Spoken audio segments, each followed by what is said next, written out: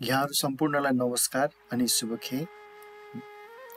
धार्चे गाउँपालिकाको सम्पूर्ण वडाहरू घुम्ने क्रममा म आज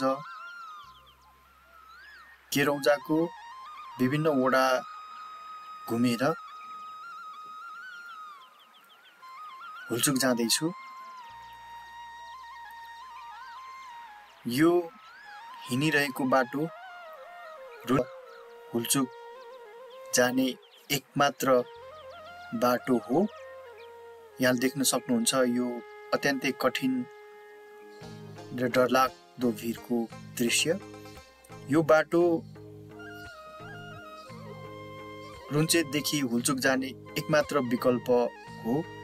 अहिलेसम्म चाहिँ हुल्चुकलाई चाहिँ सडक सञ्जालले जोड्न सकेको छैन।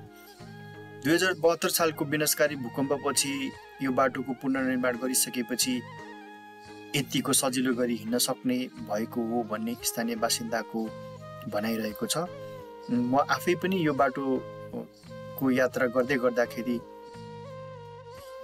यो बाटो अत्यन्तै कठिन, डरलाग्दो र भयानक थियो। यहाँले यो भिडियोमा पनि देख्न सक्नुहुन्छ हामी हिँड्दै गरेको यो कठिन भिरको बाटो। भिरको बाटोमा खानेपानीको सुविधा पनि छैन, किन भन्दाखेरि खानेपानीको मुहान नजिक छैन र बस्ने ठाउँ पनि बनाउनलाई मिल्दैन, किन भन्दाखेरि माथिबाट ढुङ्गाहरू झरेर यहाँ एकदमै दुर्घटना हुन सक्ने सम्भावना एकदमै धेरै छ। धेरै मान्छेहरूले यो बाटो हिँड्दै गर्दाखेरि दुर्घटनामा परेर ज्यान पनि गुमाइसकेको छ। अब हामी लगभग 3.5 घण्टाको कठिन यात्रा गरिसकेपछि हामी हुल्चुक पुग्नेछौँ। यहाँ देख्न सक्नुहुन्छ यो भिर कति डेन्जर छ भन्ने कुरा यो भिडियोमा। फाइनल्ली हामी हुल्चुक आइपुगिसकेका छौँ। यहाँहरूलाई अब हामी हुल्चुक गाउँको यो सुन्दर दृश्य कैद गरेर देखाउँदैछौँ।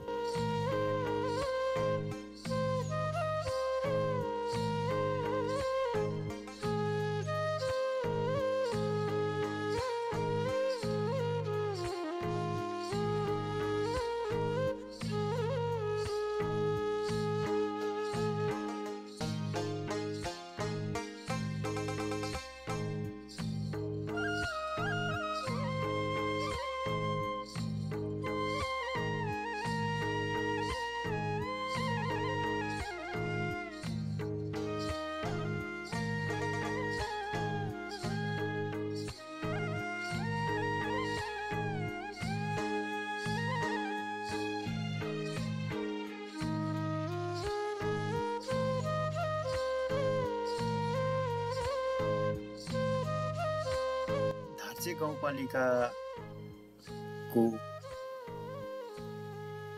वडा नम्बर 1 मा पर्ने हुल्चुक गाउँ अत्यन्तै सुन्दर,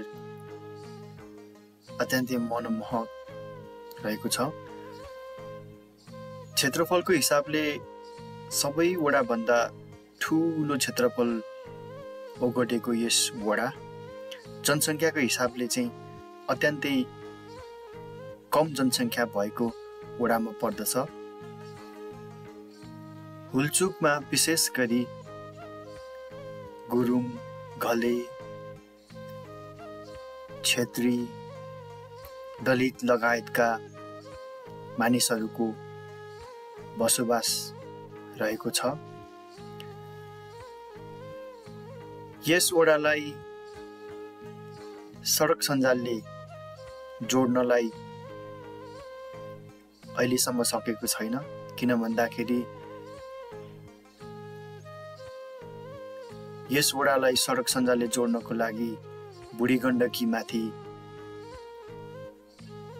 मोटरेबल पुल निर्माण गर्न पर्ने हुन्छ, जसको लागि गाउँपालिकाले निरन्तर प्रयास पनि गरिरहेको छ।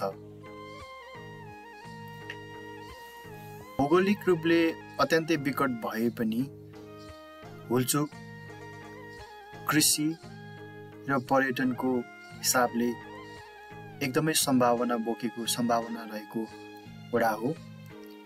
यस वडामा स्थानीय आलु, किवी, सिमी लगायतका कृषि उपजहरू उत्पादन हुने गर्दछ, जो यस गाउँको आर्थिक समृद्धिको लागि एकदमै महत्त्वपूर्ण रहेको छ। यदि सडक सञ्जालले जोड्न सकेको खण्डमा यहाँ उत्पादित वस्तुहरू अन्य ठाउँहरूमा सजिलै लैजान पनि सकिने सम्भावना रहेको छ। त्यसै गरिकन पर्यटनको कुरा गर्नु पर्दाखेरि यस वडामा रक क्लाइम्बिङको सफल परीक्षण पनि गरिसकेको छ। साहसिक पर्यटनको लागि रक क्लाइम्बिङ, क्यानोनिङ, साहसिक पदयात्राको लागि सम्भावना बोकेको वडामध्ये हुल्चुक पनि एक हो। हुल्चुकको भिडियो हेरिदिनु भएकोमा यहाँहरू सम्पूर्णलाई धेरै धेरै धन्यवाद। हुल्चुकको जस्तै गरी धार्जी गाउँपालिकाको अन्य वडाहरूको भिडियो पनि यहाँहरू समक्ष लिएर आउने छु। आशा छ यहाँहरूलाई अन्य भिडियोहरू पनि मनपर्नेछ। मेरो च्यानलमा यहाँहरू अहिलेसम्म जोडिनु भएको छैन भने कृपया जोडिनुहोला। यहाँहरूलाई यस्तै भिडियोहरू ल्याएर मनोरञ्जन दिनेछु। भिडियोको बारेमा यहाँहरूलाई केही प्रतिक्रिया सल्लाह सुझाव छ भने कृपया कमेन्ट गर्नुहोला भन्दै यहाँहरूलाई धेरै धेरै धन्यवाद। हस्त नमस्कार। यहाँहरू सम्पूर्णको जय होस्।